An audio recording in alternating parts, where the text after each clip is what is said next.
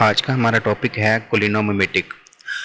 कोलिनोमिमेटिक में हम नाम से ज़ाहिर है कि जो एसिटाइल कोलिन को मिमिक करता है। अब जो एसिटाइल कोलिन होता है वो एक्ट करता है दो किस्म के रिसेप्टर्स के ऊपर, एक निकोटिनिक रिसेप्टर्स होते हैं और दूसरे मस्कुरेनिक रिसेप्टर्स होते हैं।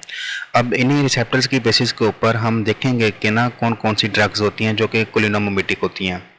ये जस्ट एक पेज है, 1.5 पेज है आई थिंक। इसको सिर्फ आपने इसी तरह से लिखना है और इसी तरह से इसको याद करना है। फिर मैं आपको लिपन कोड से इसकी मज़ीद डिटेल्स बताता हूँ। तो उसमें हमसे पहले देख लेंगे हमारे पास दो किस्म के कोलिनोमिमेटिक्स होते हैं, एक डायरेक्ट एक्टिंग होते हैं और एक इनडायरेक्ट एक्टिंग होते हैं। अब डायरेक्ट एक्टिंग में फर्दर दो होते हैं, वो जो निकोटिनिक रिसेप्टर पे एक्ट करते हैं डायरेक्टली और दूसरे जो मस्कुलिनिक रिसेप्टर्स पे डायरेक्टली एक्ट करते हैं।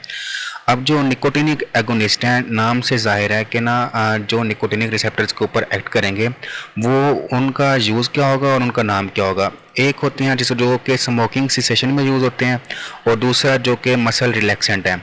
अब जो स्मोकिंग सिसेशन में यूज़ होते हैं वो हमारे पास हैं निकोटीन और वेरिनिसिलिन। अब निकोटीन कैसे, निकोटीन का मैकेनिज्म ऑफ एक्शन कोई पूछ ले तो जस्ट वन वर्ड में तो ये करता है सोडियम पोटेशियम चैनल को ओपन करता है। कहाँ पर? गैंग्लिया में और नर्व प्लेट एंडिंग के ऊपर।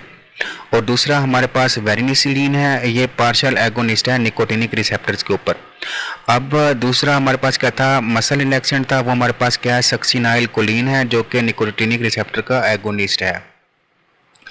अब जो डायरेक्ट एक्टिंग जो मस्कुलिनिक एगोनिस्ट हैं वो तीन है हमारे पास, बिथेनिकोल है, पाइलोकार्पिन है और हमारे पास मस्करीन है। अब बिथेनिकोल का क्लिनिकल यूज़ कहाँ होता है कि जब ब्लैडर और बाउल की एटोनी हो जाए, मतलब कि यूरिनेशन ना हो रही हो। यूरिनेशन उसने एग्जांपल दी है कि जैसे कि लाइक सर्जरी में और स्पाइनल कॉर्ड की इंजरी में जब लंबर नर्व्स के ऊपर डैमेज आए तो तब ये ब्लैडर और बाउल एटोनी हो जाती है, तो उसमें ये बिथेनिकोल यूज़ होता है। और पाइलोकार्पिन का क्या यूज़ है, ये यूज़ होता है हमारे पास ग्लाउकोमा में और सजोजन सिंड्रोम में। इनकी मज़ीद आगे डिटेल्स में बताऊंगा, जस्ट राइट इट डाउन जैसे ये लिखे हुए हैं। आगे हमारे पास मस्करीन है। मस्करीन कहाँ पर होता है, ये मशरूम में पाया जाता है। अब डायरेक्ट एक्टिंग हमने मस्कुलिनिक और निकोटिनिक एगोनिस्ट की बात कर ली। अब हम इनडायरेक्ट एक्टिंग की बात करते हैं। इनडायरेक्ट एक्टिंग में हमारे पास यहाँ पर टोटल 4 हैं। एक अल्कोहल है, एक कार्बामेट्स हैं, ऑर्गेनिक फास्फेट्स हैं और ऑर्गेनोफास्फेट्स हैं और हमारे पास इनडायरेक्ट एक्टिंग ये या रिवर्सटिग्मीन है। अब सारों का एक स्पेसिफिक यूज़ है। अल्कोहल में हम यूज़ करते हैं वो एड्रोफोनियम है। एड्रोफोनियम क्या करता है, ये जो इनडायरेक्ट एक्टिंग जितने भी हैं ये कोलिनेस्ट्रेज, मतलब कि जो एसिटाइल कोलिन को जो एंजाइम ब्रेक करता है वो हमारे पास कोलिनेस्ट्रेज है। इनडायरेक्ट एक्टिंग जितने भी हैं वो कोलिनेस्ट्रेज की इनहिबिशन कराते हैं, जिसकी वजह से एसिटाइल कोलिन नर्व एंडिंग्स के दरमियान ज़्यादा हो जाता है और इसका एक्शन बूस्ट अप हो जाता है। एड्रोफोनियम में अगर एड्रोफोनियम क्या इसने क्या किया, इनहिबिशन कर दी कोलिनेस्ट्रेज की, ठीक, जिसकी वजह से एसिटाइल कोलिन का एक्शन बूस्ट हो गया। और ये एड्रोफोनियम का क्लिनिकल यूज़ अगर कोई पूछे तो वो यूज़ होता है ये माइस्थीनिया ग्रेविस में। अब बात करते हैं कार्बामेट्स की। कार्बामेट्स में ये 3 हैं, नियोस्टिग्मीन है, पाइरिडोस्टिग्मीन है और फिजोस्टिग्मीन है।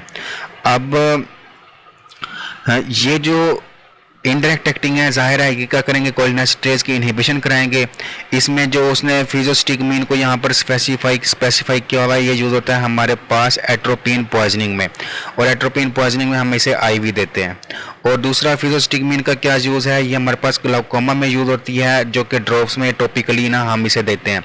नियोस्टिग्मीन और पाइरिडोस्टिग्मीन को मैं आगे एक्सप्लेन करूँगा।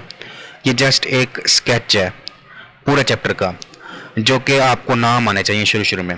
ऑर्गेनोफास्फेट्स भी ये इनडायरेक्ट एक्टिंग है, ये भी इनहिबिशन कराएगी कोलिनेस्ट्रेज की। इसमें क्या क्या चीज़ें आती हैं, पैराथायोन, मेलाथायोन और सेरिन। पैराथायोन क्या करती है, ओनली इंसेक्टिसाइड है। मैलाथायोन क्या है, ये स्केबिसाइड भी है और इंसेक्टिसाइड भी है। और सेरिन क्या है, ये हमारे पास सेरिन या ट्यूबन, ये हमारे पास एक नर्व गैस है। अब इनडायरेक्ट एक्टिंग में ये जो रिवर्स टिग्मिन है, रिवर्स टिग्मिन को हम स्पेसिफाई करेंगे, अल्जाइमर के ट्रीटमेंट में ये यूज़ होती है रिवर्स टिग्मिन, जो कि कोलिनेस्ट्रेज की इनहिबिशन कराएगी क्योंकि ये इन एक्टिंग ड्रग है। अब हम बात करेंगे कि जो क्लिनोमिमेटिक्स जो हमारे पास होते हैं, डायरेक्ट एक्टिंग और इनडायरेक्ट एक्टिंग। जो हमारे पास डायरेक्ट एक्टिंग होते हैं, ये हमारे पास रिसेप्टर्स के ऊपर एक्ट करते हैं, जैसे मैंने ऊपर एक्सप्लेन किया था, निकोटिनिक और मस्कुरेनिक, उसमें मैंने उनके नाम भी बताए थे। और इनडायरेक्ट एक्टिंग में क्या करेगा, इनडायरेक्ट एक्टिंग वाले कोलिनेस्ट्रेज की इनहिबिशन करवाते हैं ताकि कोलिनोमिमेटिक्स हम कब देंगे, हम कोलिनोमिमेटिक्स हम तब देंगे जब हमारे पास एसिटाइल कोलिन की डेफिशिएंसी हो रही हो या एसिटाइल कोलिनेस्ट्रेज का एक्शन बढ़ा हुआ हो, तो तब हम ये कोलिनोमिमेटिक्स देते हैं। अब ये जो इनडायरेक्ट एक्टिंग जो था, इसने क्या किया, कोलिनेस्ट्रेज की इनहिबिशन कर दी। अब क्लासिफिकेशन में मैंने आपको बताई थी, अल्कोहल थी, कार्बामेट्स थी, ऑर्गेनोफॉस्फेट्स थी, और जो ऐसी जो अल्जाइमर के ट्रीटमेंट में यूज़ हो रही थी। अब पैरासिम्पैथोमिमेटिक्स या कोलिनोमिमेटिक्स, ये आप बच्चे अक्सर कंफ्यूज कर रहते हैं पेपर में कि अगर कोलिनोमिमेटिक्स की जगह वो पूछ लेता है कि पैरासिम्पैथोमिमेटिक्स, तो दोनों का सेम ही फंक्शन है। एट्रोपिन पॉइजनिंग में हम कौन सी चीज़ यूज़ करते हैं, हमारे पास फिजोस्टिगमिन होती है। फिजोस्टिगमिन हम आईवी देते हैं 1 to 4 मिलीग्राम के हिसाब से। अब लिपनकोट की हम कुछ लाइंस देखते हैं जो कि एग्जाम्स पॉइंट ऑफ व्यू से बहुत इंपॉर्टेंट है। एसिटाइल कोलिन क्या काज कराता है, एसिटाइल कोलिन जीआईटी मोटिलिटी को बढ़ाता है, यूरिनेशन काज करवाता है और एम्पटिंग ऑफ ब्लैडर करवाता है, ब्लड प्रेशर को कम करता है, सैलिवेशन को बढ़ाता है और जीआईटी की सिक्रीशन को बढ़ाता है।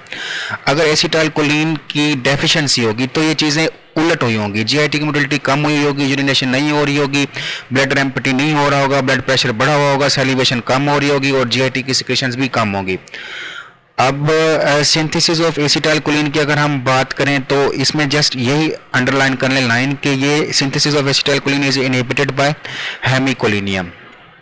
आगे हम सिंथेसिस देखते हैं। ये जो बॉक्स है इसमें हमारे जो काम का जो है, ये हमारे पास पैरासिम्पैथोमिमेटिक है। पैरासिम्पैथोमिमेटिक में हमने पैरासिम्पैथोमिमेटिक जो या कोलिनोमिमेटिक, तो एसिटाइल कोलिन है, ठीक। ये एसिटाइल कोलिन कहाँ पे, निकोटिनिक रिसेप्टर्स पे भी एक्ट करता है और मस्कुलिनिक रिसेप्टर पे भी एक्ट करता है।